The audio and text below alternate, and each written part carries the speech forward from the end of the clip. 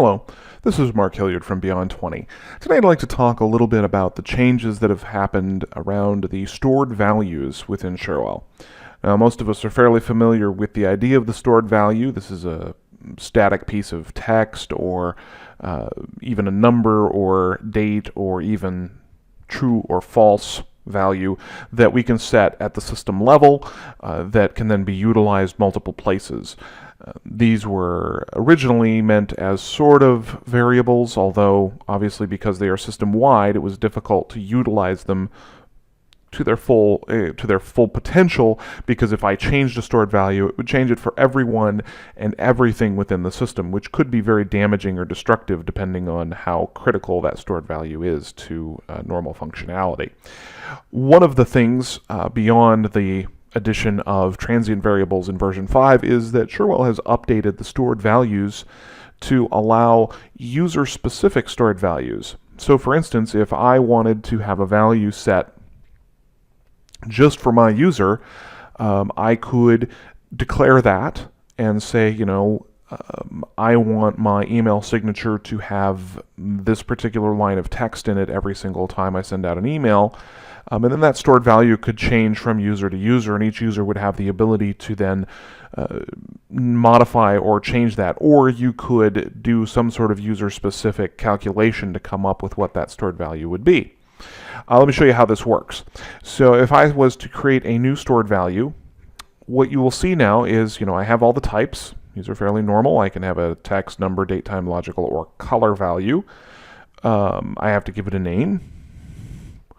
My own stored value. I give it whatever value I'm going to give it. In this case, maybe it's going to be my name, and I want my name in there, but we want this to be user-specific.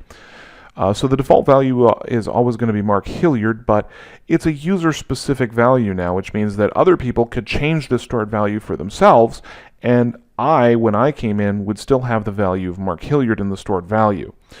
The additional thing here is you could say, remember these user-specific values between sessions, which means it becomes a permanent stored value, or it becomes sort of transient per session of Cherwell. So when I log in, I might set something, and then when I log out, it goes back to whatever the default is here. So that gives me the ability to change a stored value from session to session, or change it just for one session and then have it go back to being something normal without my having to change it again going forward. This makes stored values a lot more flexible than they used to be in case you need to use one somewhere. We utilize stored values lots of places.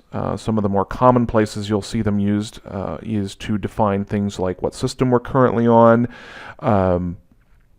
organization names and images, email addresses are often done this way. One that I use very commonly is what I call the null stored value. This is a text value that is completely blank, and you can use it as a line feed within a multi-line expression.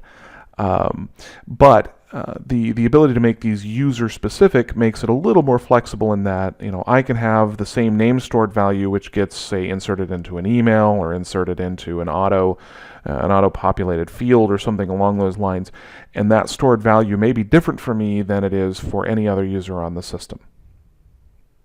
I hope this is helpful, and as always, if you have any questions, feel free to reach out to us on our website at www.beyond20.com, and be sure to subscribe to our YouTube channel, Beyond 20 LLC. Thank you.